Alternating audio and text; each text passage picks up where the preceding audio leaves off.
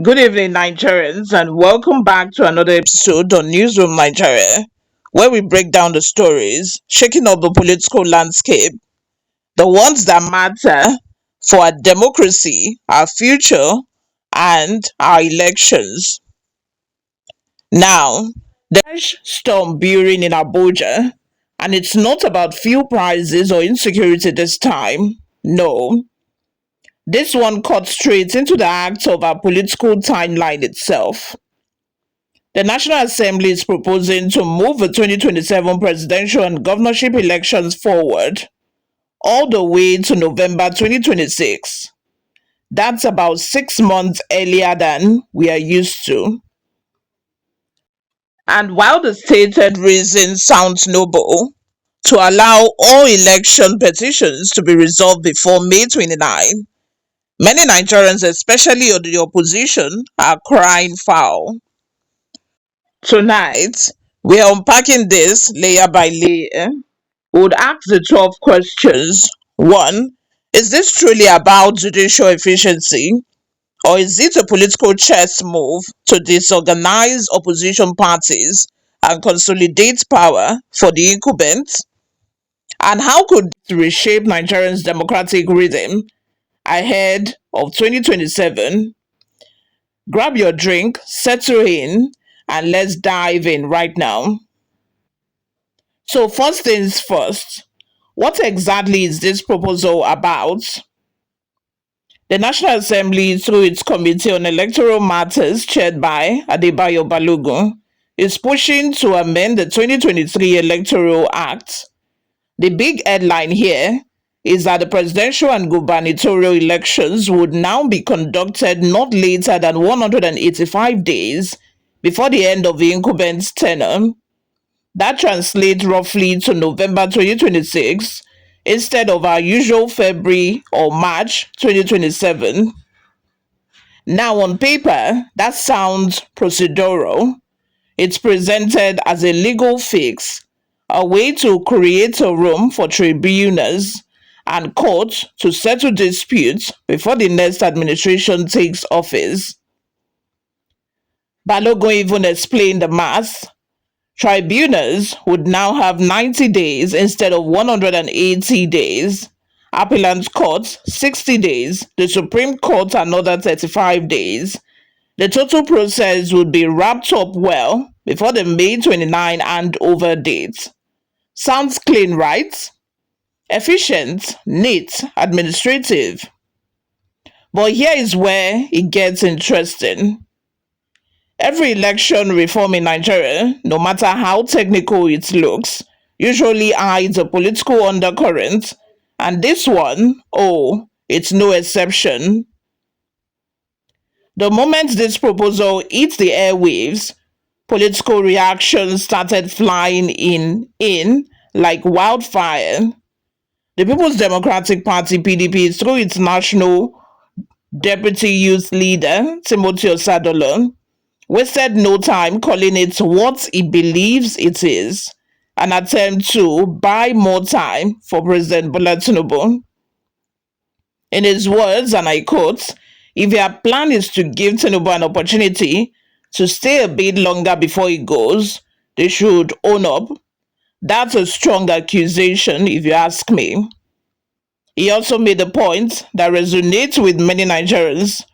Rather than tinkering with election dates, what the people really want is the strengthening of BVAS and real-time result transmission, the very issues that defined the 2023 elections. Then came the NNPP. Ladipo Johnson, the party's national publicity secretary, raised another red flag. He said, and I quote, moving the polls forward gives the ruling party an unfair advantage. And you know what? He has a point. Think about it. The incumbents already have access to state mercenary, campaign funds, media leverage, and government structures. If you now move elections 6 months earlier, what do you think will be who do you think will be prepared better? Certainly not the smaller opposition parties still struggling to raise funds, reconcile factions, or finalize their candidate selection, not to talk of a crisis that the opposition parties are immersed in right now. And let's not forget the Obidient Movement, Satanko. Its national coordinator is calling for caution.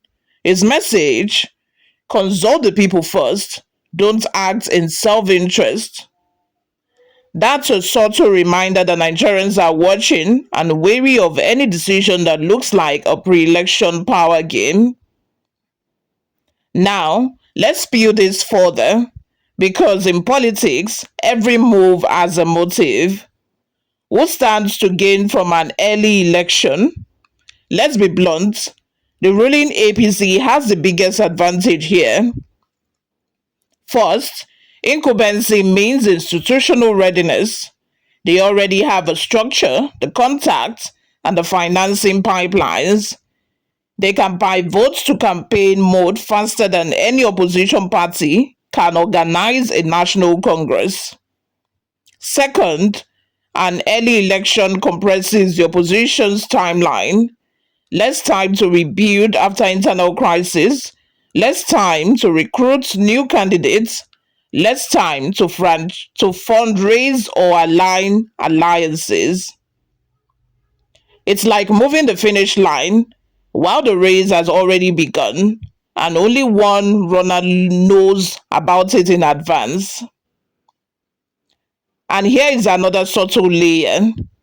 If elections happen in November, INEC will be conducting nationwide polls during the dry season before the budget cycle kicks in. That might sound logistical, but it also means the government controls funding releases and can influence electoral preparations indirectly. So if you connect the dots, early election, faster tribunal timeline, administrative control, it forms a neat web of advantage for those already in power. But let's talk about the other side, the risk, because changing an electoral calendar is not just a date shift, it's a structural disruption.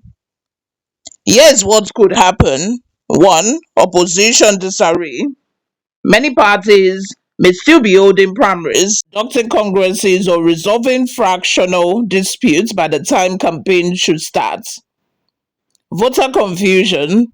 Ordinary Nigerians who are used to February March elections may not be psychologically or logistically ready for November polls, es- especially with harvest season, school calendars, and year end economic pressures.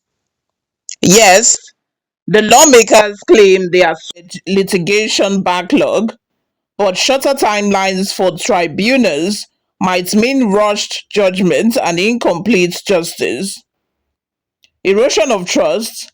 Let's face it, after the controversies of the 2023 elections, any perceived manipulation of rules will only deepen public skepticism towards the process. And in a democracy where voter turnout is already dropping, trust is everything. Lose that, and you lose legitimacy, no matter who wins. So, what does this mean for the future democracy? If this amendment sails through, it will permanently alter how political parties organize themselves. It will mean shorter campaign windows, faster primaries, and more expensive early mobilization. For the opposition, it could push them to start strategizing now, not in 2026, not even in 2025, but today. Because the incumbents are already watching, they are already planning.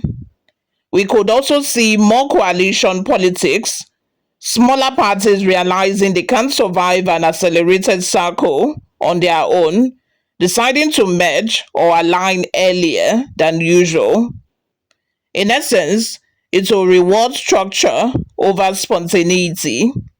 And that, my friends, could either stabilize Nigeria's party system or kill innovation in opposition parties entirely. So here's the big question. Is this reform truly about efficiency or preemptive strike ahead of 2027? Should Nigerians welcome it as progress or resist it as a manipulation?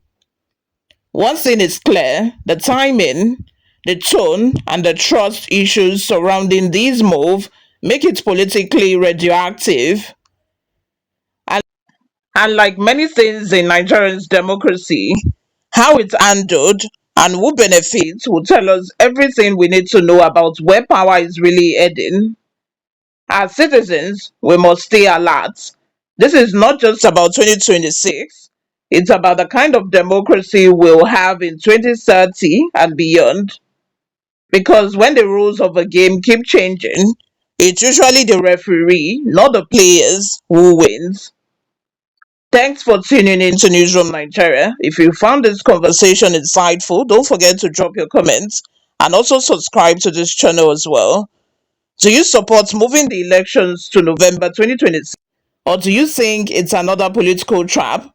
Let's discuss in the comment section below. My name remains Oluwayomi Temilola. I'll see you in the next episode.